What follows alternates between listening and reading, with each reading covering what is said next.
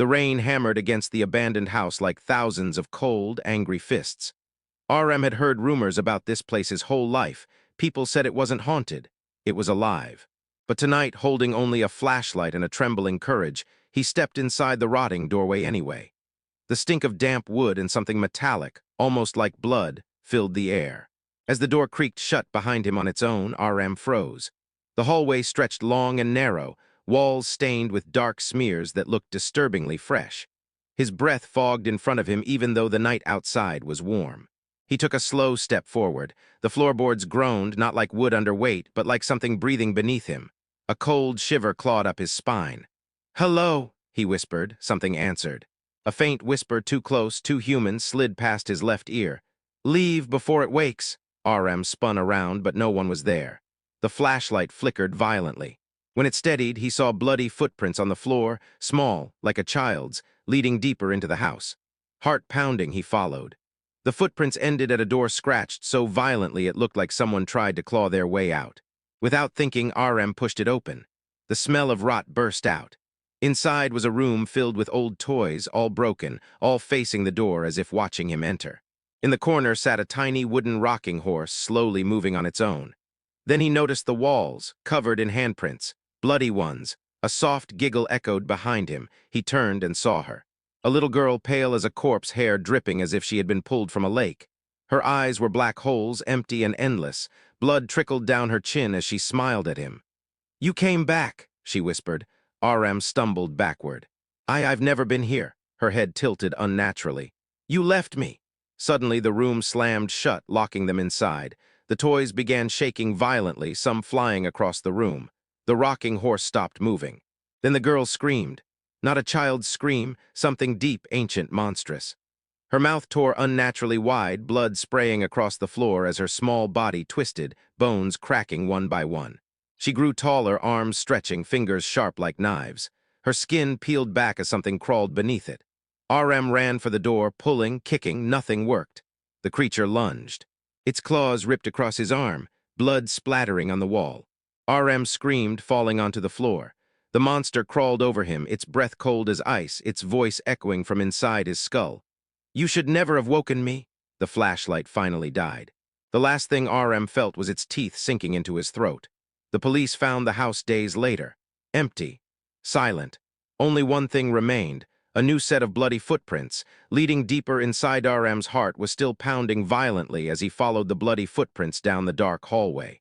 With every step, the air grew colder, as if something was slowly draining the life out of him.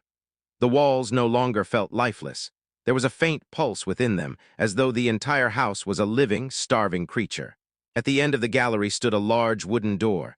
On it, written in thick streaks of blood, were the words, "Don't wake her."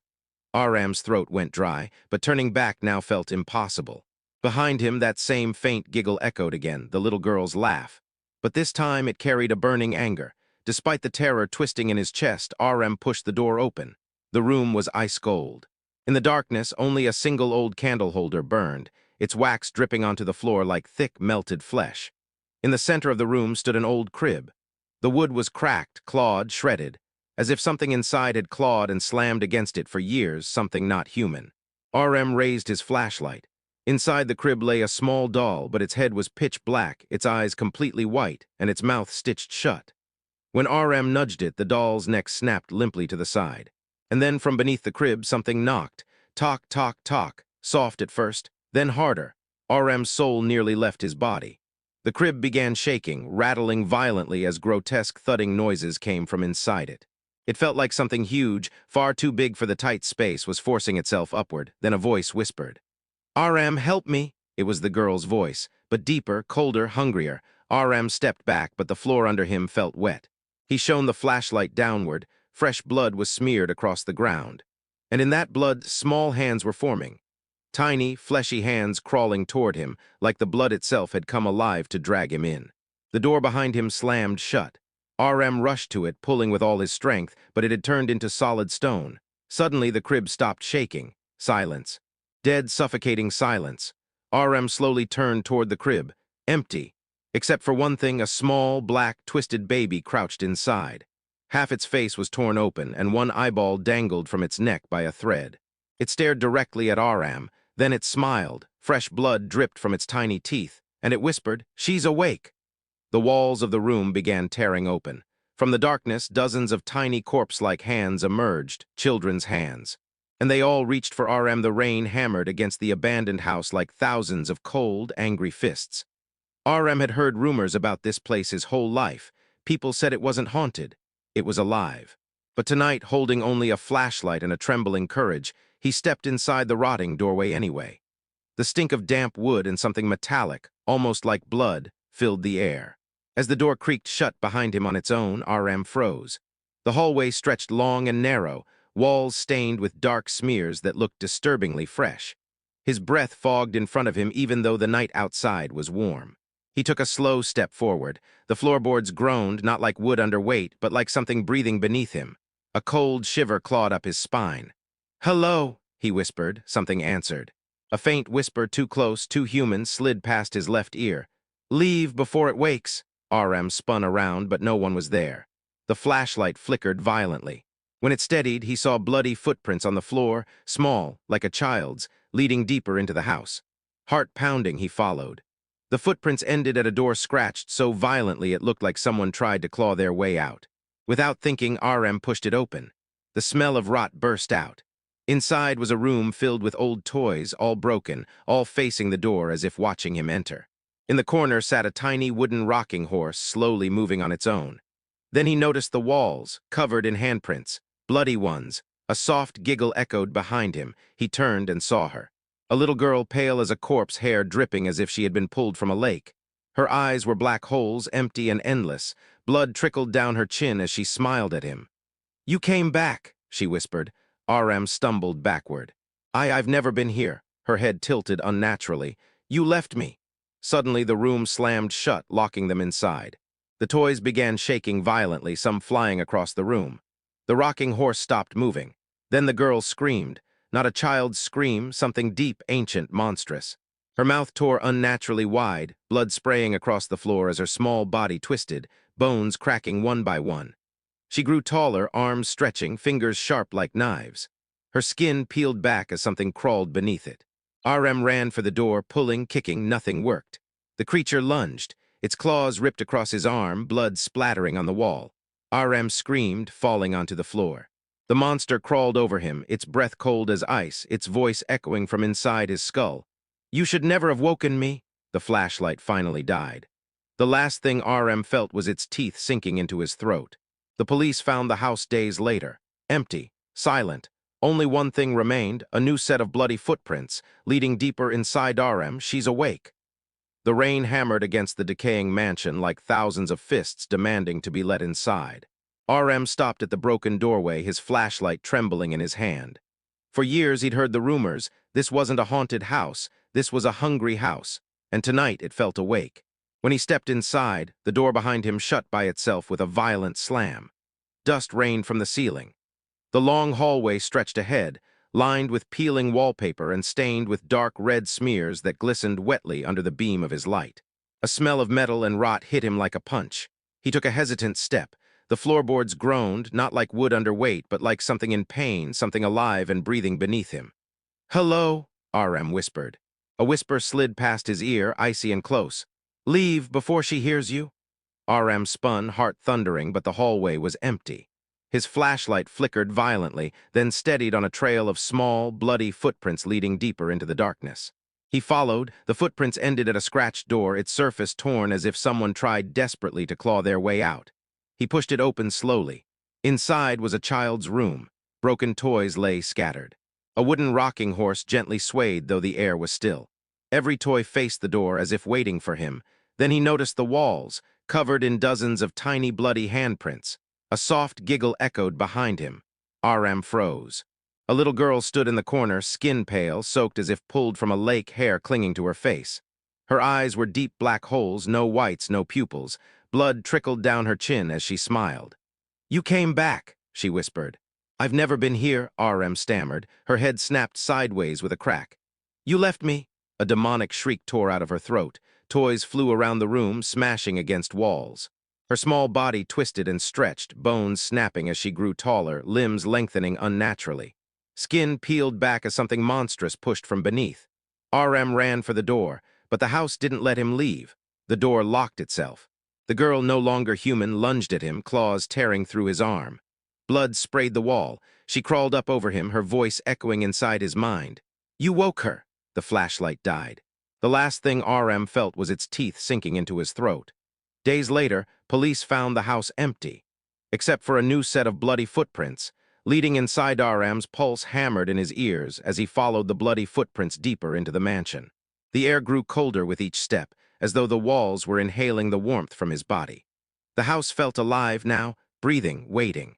At the end of the hall stood a large wooden door with a message carved in jagged letters. "Don't wake her." A wave of dread washed over him. But behind him came that same childlike giggle, except this time it was darker, filled with something ancient and hungry. He pushed the door open. Cold air burst out like a silent scream. The room was dim, lit only by a single candle melting into a puddle on the floor. At the center stood an old crib, small, cracked, covered with deep claw marks. RM slowly lifted his flashlight. Inside lay a doll. Its head was burned completely black, eyes bleached white, mouth stitched shut. When he nudged it, its neck snapped sideways like something broken long ago. Then a knock from beneath the crib. Talk, talk, talk. Soft at first, then harder. Something was inside. "RM," a voice whispered from inside the crib, soft, broken, not human. "Help me." He stumbled backward, but the floor beneath him was wet. When he pointed his light down, his breath caught fresh blood. The blood was moving. Tiny blood-soaked handprints began forming in the puddle, crawling toward him like living things. The door slammed shut behind him. RM sprinted toward it, pulling and kicking, but it wouldn't budge. It felt like he was trying to move a wall of bone. Then the crib went silent, completely. Slowly, painfully slowly, RM leaned forward and looked inside. Nothing. Just a dark, empty space. Then from the darkness something rose, a small figure. A child, skin torn, face split open, one eye dangling from its cheek as it stared directly at him, smiling. Blood dripped from its teeth. "She's awake," it whispered. The walls cracked open. Dozens of tiny arms, decayed, child-sized, burst out, reaching for him, clawing at his clothes, pulling him down as the floor shook like a heartbeat gone mad. The room filled with whispering voices. Crying, laughing, begging. RM screamed, and the darkness swallowed him whole. The rain had been falling for 3 days without stopping, heavy, violent, endless. It crashed against the leaves of Blackwater jungle like 1,000 drums beating in warning. RM pushed aside a wet branch and stepped deeper into the forest, his boots sinking into mud that felt disturbingly warm, almost like flesh. He shouldn't have been here. Nobody should. But when his friend Samir went missing during the storm, the villagers whispered only one thing: "No one returns from the jungle when she wakes." RM didn't believe in jungle spirits or cursed rains. He believed in finding his friend. Lightning split the sky, illuminating the towering trees around him. Their twisted trunks looked like frozen creatures in mid-scream. The rain poured down harder, blurring the path until everything looked the same, dark, wet breathing. Yes, breathing. Because every time RM paused, he heard it. A slow inhale, a heavy exhale, as if the jungle itself was alive. The deeper he went, the more wrong everything felt. No birds, no insects, no animal sounds, only the rain and the strange, rhythmic breath echoing through the forest. He called out, "Samir, where are you?" His voice died instantly, swallowed by the thick, wet air. Then he heard it, a faint whisper carried by the rain. "RM," he froze. The voice came again, soft, distant, trembling. "Help me!" It was Samir. RM ran toward the sound, splashing through mud and shallow pools. Branches whipped his face. The air grew colder as if draining warmth from his skin. Then he saw it, a clearing. In the center stood an enormous ancient tree, its bark pitch black, its roots spreading like veins across the ground. Rain hammered the ground around it, but strangely, the tree itself was dry. Not a single raindrop touched its bark. Something hung from its highest branch, a human figure, Samir. Soaked, limp, suspended by something wrapped around his ankles. RM shouted and rushed forward, but as he stepped into the clearing, the ground felt wrong, too soft, too warm. He looked down and realized he wasn't standing on soil. He was standing on skin. A huge patch of pale skin stretched across the clearing like a living tarp. The rain splashed on it, rolling off in thick red droplets.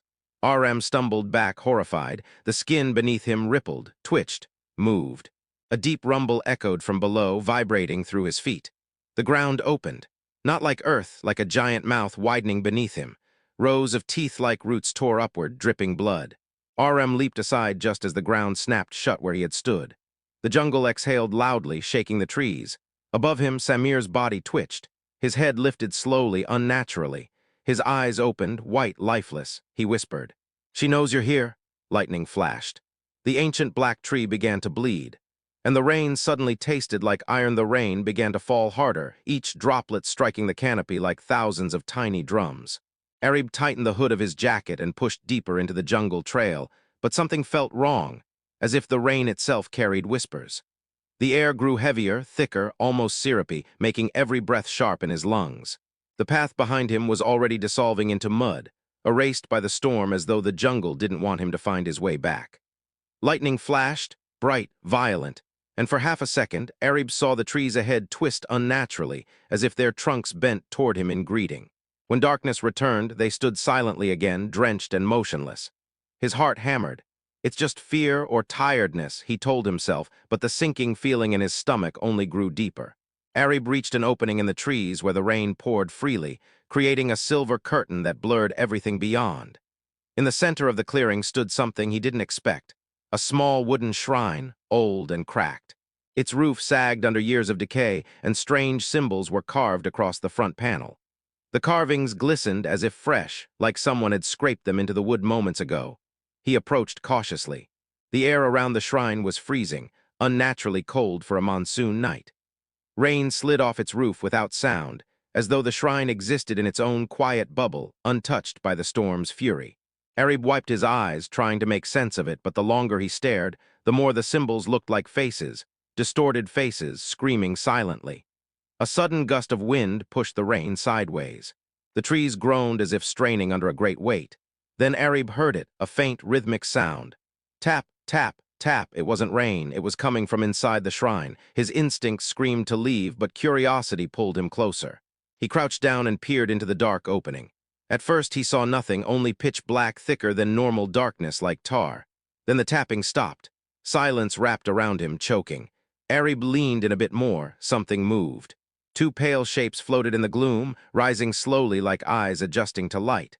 No, not floating, watching. He stumbled backward, slipping on the wet ground, but the shapes didn't blink or shift. They just stared, glowing faintly like dying embers. Arib scrambled to his feet. The jungle around him had gone silent, no rain, no thunder, no wind. Only the quiet stare of whatever was inside that shrine. Then from behind him a voice whispered, soft, broken, and impossibly close. "You shouldn't be here." Arib spun around, heart slamming into his ribs. No one was there. The rain roared back instantly, pounding on the leaves once more. Lightning flashed again, this time revealing footprints in the mud behind him. Bare footprints, fresh, leading straight toward him and stopping only a few inches from where he stood. He was not alone in the jungle anymore. The downpour thickened until the jungle felt like it was drowning. Water streamed down the trunks, gushing in narrow rivers along the roots. Arib wiped his face, but the rain kept blinding him. Still shaken by the footprints behind him, he forced himself to move forward, deeper into the unknown. Every drop that hit his skin felt colder now, unnaturally cold, as if it carried the touch of something dead. The path narrowed into a tunnel of twisted branches. Leaves slapped against his face and shoulders, sticking to his clothes like cold hands. The lightning above flickered again, and this time the branches didn't just sway. They pulled back as if something large had just passed through them moments before. Arib froze. There it was again. Swish, crunch, drip, drip. Something was walking nearby, slow, heavy. But the strangest part was the rhythm. It matched the rain. Every time a droplet hit the ground, something else stepped. As if the storm itself had grown legs and was pacing around him. He crouched low, trying to see between the trees. For a moment, all he saw was darkness layered with silver sheets of rain. Then a shape moved, barely visible, tall.